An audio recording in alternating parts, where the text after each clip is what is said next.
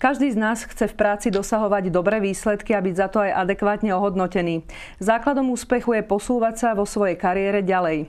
Ako môže byť v tomto procese nápomocný šéf? A čo má pre svoj profesijný raz urobiť zamestnanec? Aj o týchto témach sa budem rozprávať s Milošom Frečkom. Príjemný dobrý deň. Dobrý deň. Pán Frečka, my stále radíme zamestnancom, ako byť lepší, ale dnes by sme mali hovoriť aj ako byť lepším šéfom, respektíve ako si zacvičiť človeka. Takže ako zacvičiť človeka? Dovolte mi určité prirovnanie.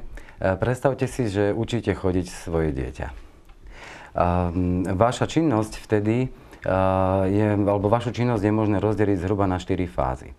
V prvej fáze dieťa postavíte, dáte mu základné inštrukcie a povzbudenie, aby urobilo prvé kroky. Potom s ním to chodenie trénujete, opakujete krok za krokom, tešíte sa spolu s ním z prvých úspechov. A v tretej fáze, už keď sa dieťa chodiť naučilo, už mu len kladete otázky, kam teda ide, diskutujete s ním, ktorým smerom sa vydať a prečo, čo mu to prinesie. No a vo štvrtej fáze už vlastne nechávate na neho, kam pôjde, má vašu plnú dôveru a diskutujete s ním možno úplne iné veci ako samotnú chôdzu. Týmito 4 fázami prechádza aj každý nový podriadený, ktorý sa učí akúkoľvek činnosť. A dôležité je, že v týchto 4 fázach prebieha každý úspešný zácvik aj nového človeka a spôsob, akým sa šéf správa počas jednotlivých týchto 4 fáz k podriadenému, sa vlastne nazýva odbornou terminológiou štýlom jeho vedenia. Kedy však viem, že je človek pripravený. Šéf to cíti, alebo sú tam jasné signály? Musí to vidieť v prvom rade. Musí to vidieť ho pri práci, alebo má z iných zdrojov informácie, že teda ten nový človek postupoval správne, ak sa mu práve nemohol venovať on. To, čo by som skutočne doporučil v úvodných fázach, je, aby sa šéf veľmi zaujímal o to, akým spôsobom robí tento nový človek svoju prácu. Nie len o výsledky, ako tomu častokrát býva. Ste hovorili, ako zhruba má ten zácvik prebiehať. Aká je tá základná úloha toho šéfa v tom procese zácviku, keď to môžem tak označiť?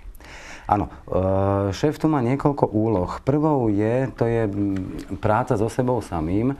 Mal by poznať tieto 4 základné etapy rozvoja znalosti a zručnosti každého človeka.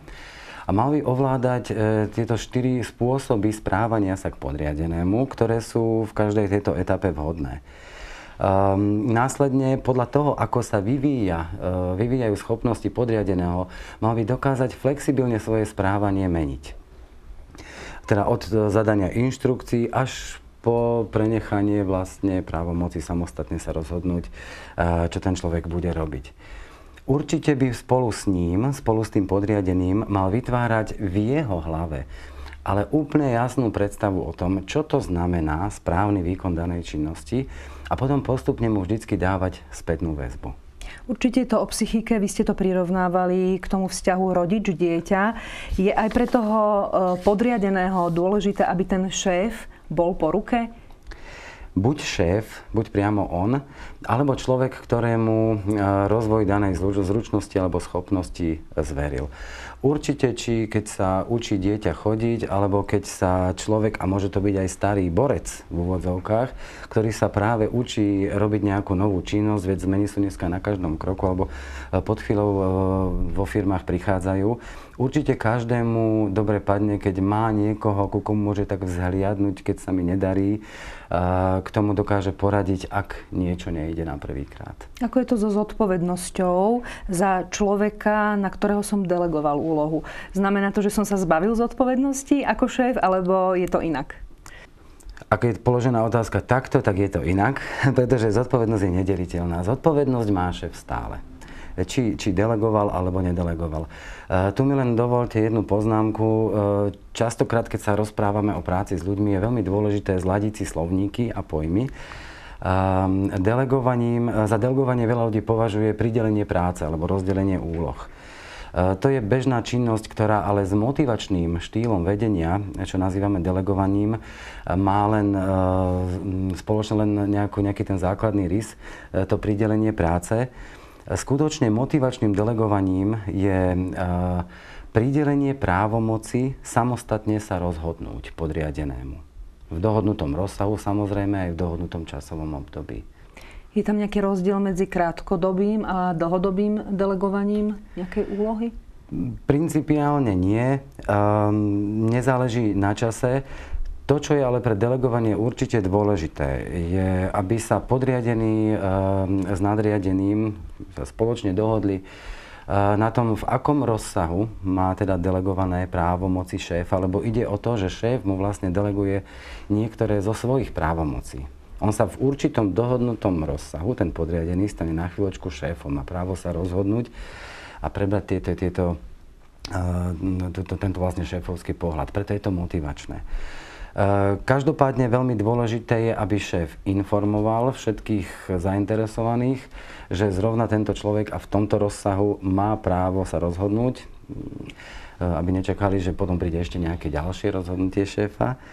Určite by si mali dohodnúť spôsob komunikácie počas toho obdobia delegovania právomoci a samozrejme mali by si dohodnúť aj katastrofický scenár, že čo keď, ja neviem, sa veci nebudú dariť, tak ako by mal postupovať podriadený, ktorý práve v tomto období, v tomto dohodnutom období tie právomoci šéfa má. Hovoríte o katastrofickom scenári. Pre toho človeka, na ktorého boli delegované dočasne úlohy, môže byť katastrofou aj to, že zlyhá. Ako potom postupovať? Ak šéf delegoval správne, to znamená delegoval pripravenému človeku, čo obnáša to, že predtým dlhodobo šéf ho sledoval. Na začiatku dostal inštrukcie, potom bol trénovaný v mnohých oblastiach svojej práce. Potom bol koučovaný k tomu, aby sa dokázal samostatne rozhodovať, tak tam sa to riziko zlyhania veľmi, veľmi minimalizuje, ak neeliminuje. A ak to teda bolo urobené takýmto spôsobom, to delegovanie úlohy, tak zrejme ten zamestnanec stál za to. Je to možno človek, ktorý potenciálne by mohol na pozícii šéfa aj pracovať. Ak teda už ten človek svojím výkonom si toto delegovanie zaslúžil, je úplne na mieste, aby aj keď sa niečo nepodarí, s ním šéf jednal s rešpektom a s úctou. Ako s ním teda ale komunikovať? Vysvetliť si určite veci? Áno. Tie fázy, o ktorých som hovoril, ktorými človek prechádza, keď sa učí robiť svoju prácu v nejakej oblasti, až kým mu je delegovaná právomoc samostatne sa rozhodovať, tie fázy, oni nie sú úplne samoučelné, ich náväznosť nie je samoučelná. Aj smerom akoby naspäť je dobré vždycky postupovať tak ako smerom hore, od inštrukcií cez tréning, coaching až delegovaniu.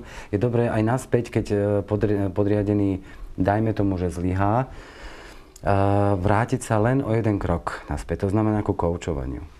Ak sa teda nepodaril želaný výsledok, na mieste je skôr položenie otázok, porozprávanie sa o tom, čo sa vlastne stalo, čo mohlo spôsobiť toto zlyhanie. A dobrí šéfovia vtedy namiesto sankcií alebo potenciálneho trestu skôr pomôžu podriadenému prísť na príčiny toho, prečo vlastne k tomu akoby zlyhaniu došlo, aby sa poučil a mohol do toho ísť opäť. Hovoríte o dobrých šéfoch. Stáva sa však aj to, že siahnu človeku, ktorý zlyhá na plat.